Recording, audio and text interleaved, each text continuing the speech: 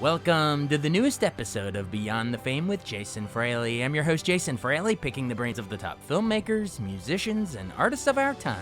Former American Idol champion Kris Allen performs live tonight at the Hamilton in Washington, D.C. I spoke to Allen in 2017 when he brought his Christmas tour to the Miracle Theater on Barracks Row in D.C. Kris Allen, thanks so much for joining us on WTOP. Hey, Jason, how's it going? It's going really well. We're talking about his upcoming show. It's a Christmas show, something about Christmas tour. Tell us a little bit about the tour.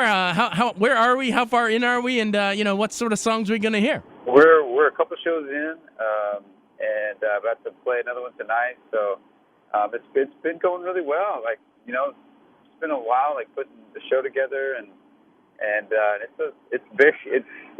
if you don't want to hear Christmas music, I would advise you not to come because it's very Christmassy. But I think in a different way than a lot of people are doing it right now. I think it's a little bit different. I think it's more of like a vintagey Christmas type of vibe, and I think it'll put people in the spirit if you come. Go into that a little more. It was interesting what you just said about how it's a little different, more vintagey. How do you go about doing that, or what exactly do you mean by that? So there's some props. I kind of ran with the idea of that, and I found this old TV and this old radio and some old other things, and we kind of propped the stage with that. But also, I got really inspired by these Christmas radio shows that I was listening to, and just loved how the idea of that, families would sit around in their living rooms and turn on the radio and listen to these radio shows. And there's music and there's skits and there's funny stuff. There's there's a little bit more emotional things, and there's just a lot of different things that happen during these radio shows, and families just sit there and listen to them. And so I got really inspired by it. So actually, some of those clips are playing through the show as well, and it's a lot of fun. That's great. Now, definitely don't want to spoil the whole set list, but could you give us a quick teaser or two of maybe a carol we might hear? Yeah, so I came out with a Christmas record last year. I think we might be playing the whole record. Awesome. So it's five classic Christmas tunes. Some of them kind of redone. There's a version of "Here Comes Santa Claus" on there that feels like a brand new rendition of it. But there's also just "Rocking Around the Christmas Tree" is on there. We got some "Silent Night," so yeah, it's good. It's a lot of fun. But then I've written a lot of tunes as well that are very Christmassy. That's great. I see a picture on the whole banner promoting this thing, the whole tour. There's an image of, it looks like, is that you as a kid at the Christmas tree? Yeah. So it's me and my brother. The kid with the brown hair, that's me, and then my brother's the little kid with the blonde hair. That's so great. I had to search in the archives for that one. That's so great. Well, speaking of that, remind us so you grew up in Arkansas, and a lot of people probably don't even remember. You had already self-released an album before even all the American Idol stuff. So just kind of remind us sort of how you fell for music as a kid, and then sort of those early days, the pre-Idol days. Yeah, I think so. Growing up, music was always around my house. My dad played guitar and he sang, and so it was just always around, and I loved it. I always loved music, but my parents put me in this school that had a music program when I was 8 years old, and I started playing viola at 8, and I was like the weird kid that loved it. I think all the other kids, it was required of all the kids that were in the school, and most of my friends just hated playing in the orchestra, and I was like one of the ones that loved it, and just kind of kept in the It grew from there. I started playing guitar when I was 13, but I didn't sing for anybody for a long time. So I was 17, maybe. I knew that I had something in there that I could that I enjoyed, but I was incredibly shy and just didn't feel incredibly comfortable with showing that to anybody else until later on. Awesome. So take me into the decision to audition for American Idol. Then, I mean, probably, I mean, anyone that tries out would at least, like to believe that they could win the whole thing. But deep down, I mean, there's probably no way you could have imagined that you would have gone that deep. Like that. Just take me sort of into that whirlwind of a journey.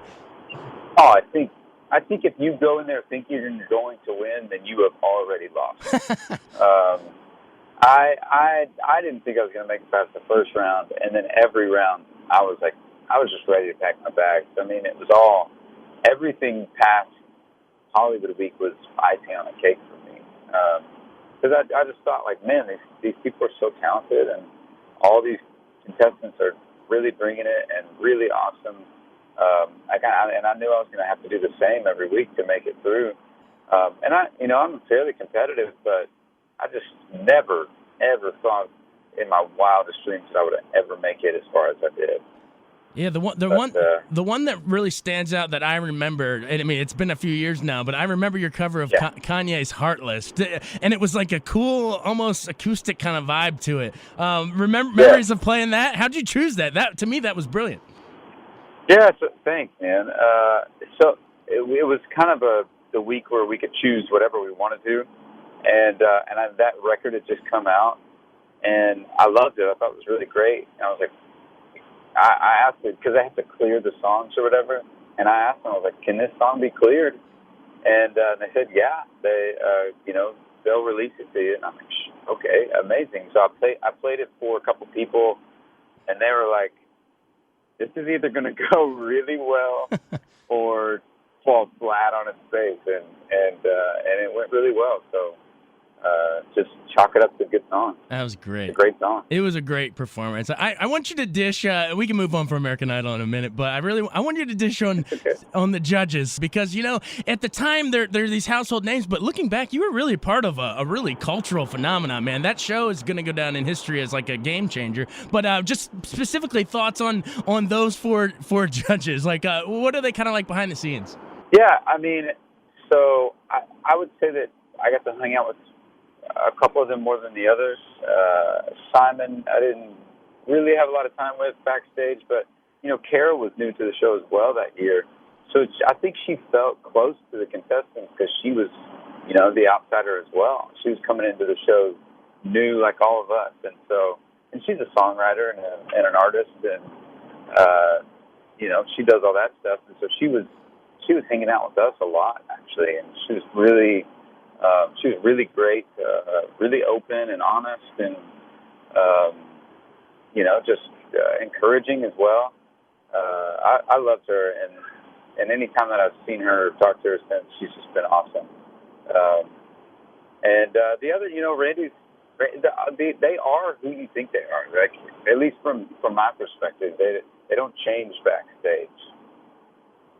That's good. That's good. So we get what we see. Yeah, no, that's great.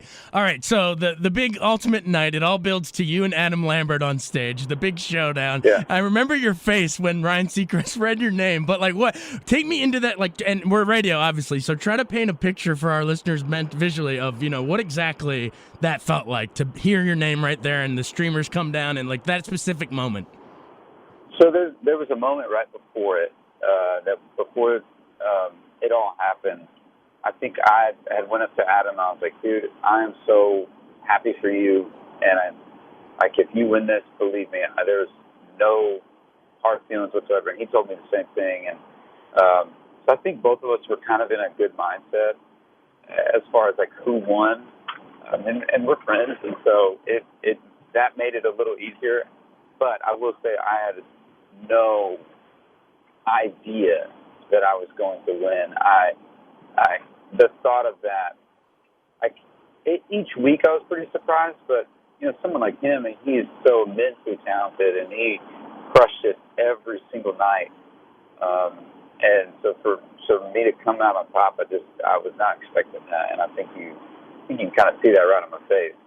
Absolutely. Well, I mean, but going forward beyond that, kind of piggybacking off what you're saying, it's been cool to see both of you succeed afterwards. I mean, you had that first single, like most of the winners after the show. I think it went platinum. "Live Like We're Dying." I mean, we heard that all over the radio. But then at the same time, Adam's been performing with Queen, and a lot of some of the best American Idols have been runner-ups, like Jennifer Hudson and Daughtry and all the rest. So just talk about how sort of you both have been able to sort of chart successful afterlives.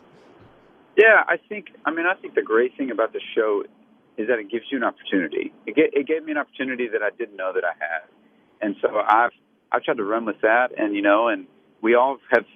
You just try to find your lane and your niche, and Adam's done that. I feel like I've done that. I've made a lot of music since the show, and there's just been and even people from my season as well, all the other people, like everyone is finding their lane, and it's beautiful to see, because I think they're also immensely talented, and I'm really proud, and I'm kind of prideful about it, especially the people on my show or on my season, because I think we were the most talented group that has come off the show, and I think it's showing in it.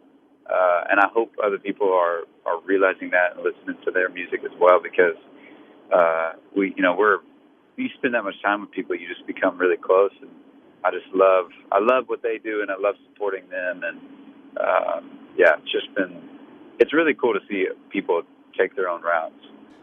Absolutely. And you've been able to do it facing some adversity, man. I know, I remember reading about what was it, New Year's Day 2013, head-on collision, pregnant wife in the car, shattered your wrist. Talk about sort of the road back and how, injuring your wrist is not an easy thing when you got to play guitar and sing, So just tell me about that long road back. Yeah, it was a tough one. I think I'll look back, and it was the toughest thing that I've had to go through to, especially like a physical ailment. Like it was insane. It was a year of surgery and learning how to play again, learning how to do things. But I think you either fold and buckle, or you persevere and find ways to turn all the bad things that happened to you into good things, and I'd like to think that I'm a better player because of it, because I've spent so much time trying to get better and better than I was before. So, it sucks that it happened. I don't wish it upon anyone that they get in a head-on car collision and break their wrist, especially for guitar players. But stuff happens, and worse things have happened to many people in life, and you just have to make the most of it. Right. Yeah, absolutely. Well, we applaud you for being able to scratch and claw your way back, man. Thanks, man. In addition to just sort of wrapping up, in addition to your Christmas album that you mentioned and the tour, what else from your career should we plug? I mean, I know you had your 5th studio album, Letting You In, last year. Anything else you're working on? Or I just want to give you a platform to plug away, sir. Hey, man, I appreciate that. I would say, check out the website, KrisAllenOfficial.com, if you want.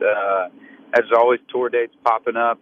But more than anything, just stay tuned, because I'm working on new music right now, and hopefully a new record that will come out in 2018. So I'm excited about it. There's already a crop of songs that I'm really excited about.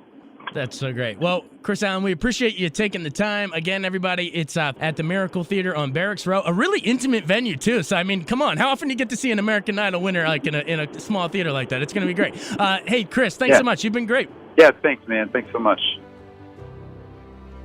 Thanks so much for listening to Beyond the Fame with Jason Fraley. Our theme music is Scott Buckley's Clarion. Remember to give us a 5-star rating if you like what you hear. We'll see you next time.